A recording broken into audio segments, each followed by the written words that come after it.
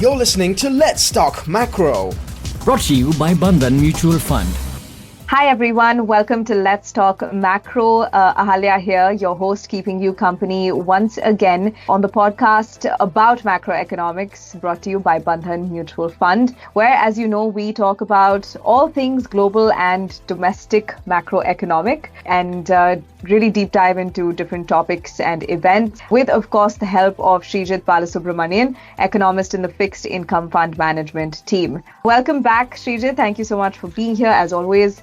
Yeah, my pleasure, Ale. How are you doing? Doing very, very well. Just for the audience, it was a fun coincidence because Sreejith and I crossed over on our communication about when we were going to record the episode without knowing it. So it's clearly something we both look forward to. Now, just to set the context for today's topic of conversation, markets across the world have been constantly assessing and reassessing the outlook of major economies and what that really means for central bank policy expectations. Over our last few episodes, for those of you who have tuned in, you will know that we've discussed this particular aspect for the major advanced and emerging economies. But today we're going to take a little break from that and talk actually about one specific economy, which is China. China recently announced measures to bolster domestic growth by addressing the property sector and consumer demand issues. Again, two things that we have touched upon briefly in our past episodes, but today we're going to really deep dive into the property sector in China, its linkage with the domestic economy, and some of the features that are unique at play there. We're also going to then look at the raft of fiscal and monetary policy measures that were very recently announced by China. That will then help us understand their significance for markets and what could really lie ahead in terms of further measures. So we're going from the micro to the macro. So Sreejith, before I ask you any particular questions, could you just, start us off by setting the context of, what's been happening in China over the last few years? Because honestly, I think for the whole world, the past 4 or 5 years has been like a whirlwind, and China is no exception. Sure. So first of all, consumer demand started getting weaker in China pre-pandemic itself. Now, China witnessed very strict COVID lockdowns based on their zero-COVID strategy, and pandemic-related fiscal stimulus for households was also limited. Property sector deleveraging was ongoing, and this was causing pain to the sector and the whole economy. And if you remember, in 2021, some developers started defaulting on their debt payments and so on. Right. And in 2022, China persisted with its zero-COVID strategy when other countries started reopening. So there was uncertainty about economic reopening alongside ongoing property sector and consumer demand issues. Last year, that is in 2023, reopening was expected to unleash pent-up demand and thus give an impetus to global growth. But this disappointed. So this was again reflected in commodity prices as a greater than expected part of domestic consumption went into services also. This year, the economic weakness has continued, and China has been announcing incremental measures, but mostly on the supply side to ease, financing and so on. But markets were looking for measures, particularly fiscal measures, which are bigger and addresses consumer demand and the property sector more directly. But until very recently, such measures were missing. Okay, so fiscal measures with scale and targeted to address the issues with domestic demand and the property sector were also largely missing all this while. But before we talk about all of the recent developments, Sreejith, could you talk to us a little bit about the significance of the property sector in the Chinese economy? Because this is also what we opened the episode with. And when we've touched upon China and, the different measures being taken, the property sector just keeps on coming up. So how is it kind of linked, maybe even, for example, to the household sector? Yeah, so on the significance of the property sector, to give you some numbers, more than 90% of households in China own homes, with more than around 20% of households owning multiple homes. By value, if you see, households hold more than 60% of the assets in real estate. The real estate sector is also estimated to have a fairly large share of more than 25% in China's GDP and almost just under 40% share in government revenue. And for local governments, this is even higher as they rely heavily on land sales and property-related taxes. Now, what these numbers really imply are the wealth effect on households from the property sector is quite strong. That is, the fall in home prices will have a strong impact on consumer sentiment and spending. So it's no wonder that CPI inflation in China recently has remained very soft because consumer demand has been very weak. Now, the property sector also has a strong impact on local government revenue, like we said, and therefore their spending and borrowing. In fact, some reports recently said many local governments have cut compensation for government workers, which then, reduces home sales, property developer income, their funding needs, and labor income growth. So the property sector in China has a strong and broad economic linkage through various entities. Households have been facing a negative wealth effect and weak income growth outlook, particularly given the pre-sales system in China. Therefore, the current issue China has been witnessing really needs some targeted and heavy measures to fix them. Yeah, very interesting, this strong connection between China's property sector and the overall economy, because it's just so micro to macro. So not surprising in a way that these things can be a bit of a vicious cycle then and take some really meaningful measures, right, to break them. So you just talked also about the pre-sales system and how that's something very unique to, China's property sector. Could you talk about exactly what that is, how it works, and how it impacts the household sector as well? So it's a common practice that houses are pre-sold to buyers well before construction is completed, right? In China, a large share of new home sales uses this system. This is widely used by developers for funding in addition to their borrowing, and their reliance on proceeds from pre-sales had also risen strongly. The issue is, although developers are required to maintain some part of pre-sales proceeds in escrow accounts, which are regulated by local governments, the regulation varies by province. And it is reportedly common for developers to use these pre-sale funds to purchase land for other projects and even repay debt in some cases, which then eats into the funding for construction of homes for which these were pre-sold in the first place. The pledged supplementary lending program, or the PSL program in China, through which financial institutions are provided lower cost funding, also apparently fostered this practice of pre-sales. Now in 2021, developer financing became a bigger issue, and some cities really tightened regulations around the usage of pre-sales fund. But this sort of ended up aggravating the credit crunch for developers. So subsequently, there were some efforts to make these regulations consistent across regions, that is, sort of consistent regulation nationwide, and to tie the release of pre-sale funds with phases of progress on construction. The other important thing here is that home buyers are required to pay the full amount upfront on pre-sold homes. That's actually a big thing. So for households, if you see, the loan EMIs start right away when they actually purchase a pre-sold project, and they assume the entire risk therefore. In the current situation, what happens is households have to keep paying EMIs while project completion and delivery have been delayed. So that's quite a big burden for households, if you see. First of all, a very unique system of pre-sales there, and also puts a big puts a lot of onus on the households, right? And in a situation like the current one, that can be, I think, quite a big ask. So Sreejith, does this then mean that policy is mainly focused on this aspect of housing? Is that where the problem lies, that it's such a narrow focus, or? Okay, so I would say policy so far has not been explicitly or solely focused here, but measures to address the broad housing sector were announced. For example, there is a program for lending to state-owned enterprises to enable them to purchase homes. But this is mainly for homes which are finished, but unsold. The offtake here for this particular scheme has also been quite low. The broad call instead has been for central government fiscal measures targeted towards sold but unfinished homes through lending support, which is the kind of projects that we just discussed. Now, this could happen alongside measures to support domestic consumption and support local governments as well.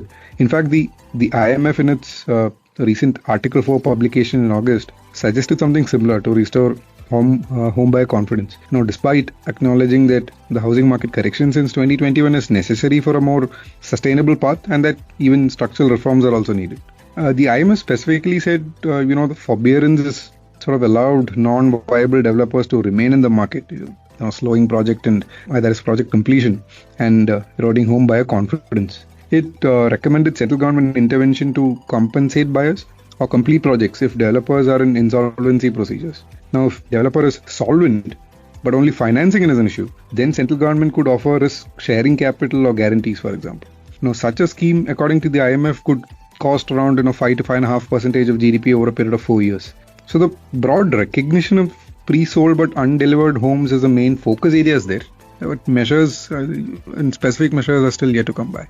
Very, very interesting, Sreejith. First of all, a lot of policies that, I had no idea about. So, and I guess we can only hope for more policy focus there. And that kind of brings us to the recent slew of measures that have been announced by China. Markets have taken it very positively, it seems. So what was all of that about? What were the measures and what do you foresee as the impact? So from towards the end of September, there were several measures announced. More important, I would say, was the acknowledgement of the problem, the growth problem, and the intent to take concrete measures sooner than later. The main measures included rate cuts. So the 7-day reverse repo rate, which is the main policy rate there, was cut by 20 basis points. Banks' reserve requirement ratio was, they said they will cut it again by 50 basis points, and it could be cut further by 25 to 50 basis points this year.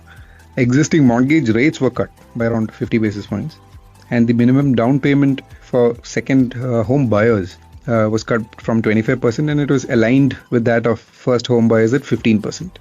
And this is expected to benefit many households. So that's on the rate cut or the monetary policy side. Now, to specifically support the property market, it extended some of its previously announced policies till end of 2026. And allowed the scheme that we just mentioned, which allowed local state-owned enterprises to sort of borrow 100% of the principal loan amount now, which is previously 60%, which is primarily to purchase unsold homes and convert into affordable ones. That's on the property market. It also announced measures to support the stock market.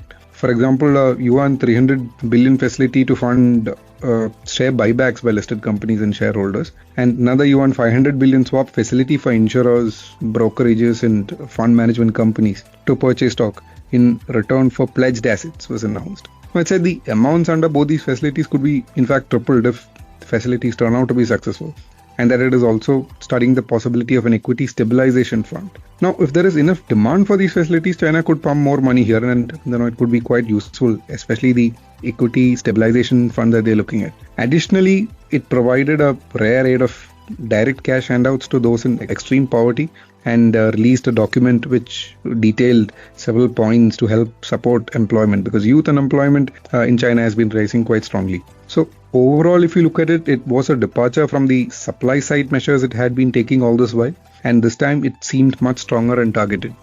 That definitely seems like, significant steps being taken there. And I also like the call out about the acknowledgement, Sreejith, about the growth problem. I remember reading about this meeting the same week, which also, I believe, laid out the strategy going ahead. Yeah. Did that meeting kind of happen? What was that about, and was it important? Was some of the results important? Yes, this was the scheduled Politburo meeting, which unusually focused on the economy because most previous September meetings apparently haven't.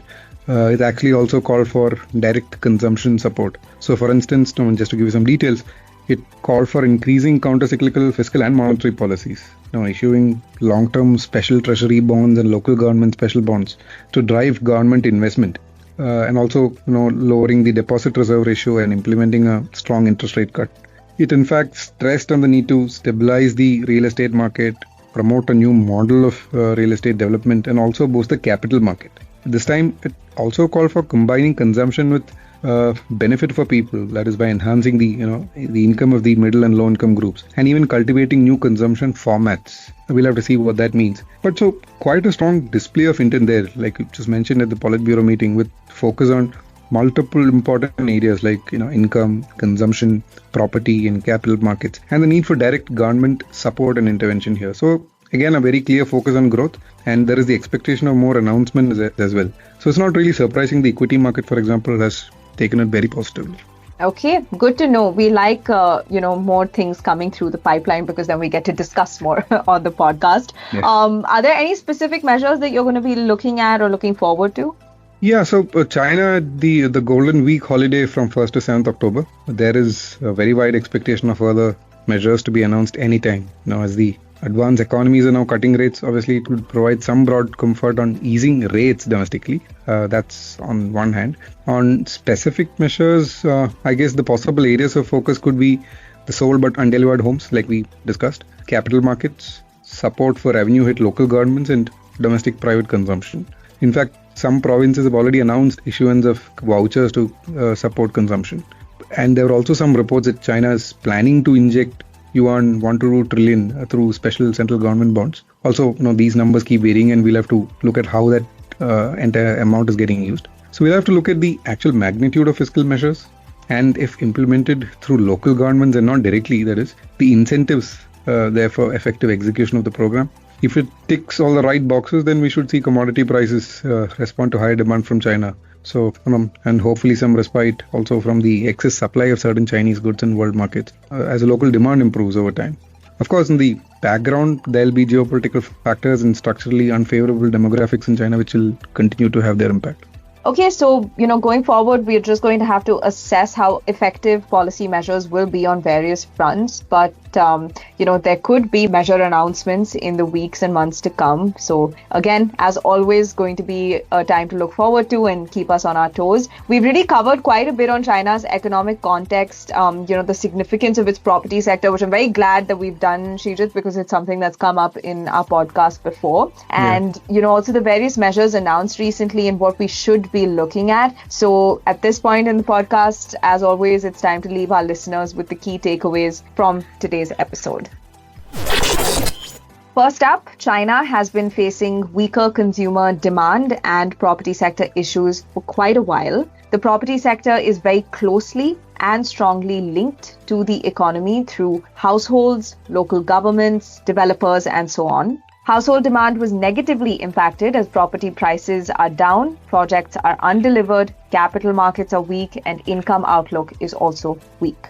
Second, the unique pre-sales system in China supported developer financing while households pay in full at the time of booking and take up all of the risk. So in the current situation of a property downturn, this severely impacted household demand. So the pre-sold but undelivered part of housing is a major issue, and even the IMF has recommended direct central government measures to revive this and support private consumption. And finally, China also announced a slew of measures, including rate cuts and steps to support the property and capital markets. The Politburo meeting also made the intent to support the economy through various angles clear, and this was taken positively by the market. So we could see more measures in the weeks ahead. I mean, they could be in progress as we speak today, which are likely fizzle, but we will have to look at the scale and the final execution. So that's the summary of our discussion today. Some very interesting and unique insights coming through.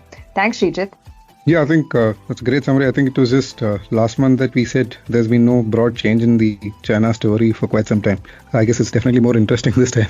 No, absolutely. Yeah. For all of you who haven't, been keeping up with the times, this is the way to do it. Make sure to tune into our previous episodes. You can find them wherever you stream your podcasts. We really do believe that you found today's discussion useful. Thank you, Sreejith. And yeah, we'll be back soon with another episode of Let's Talk Macro. Thank you.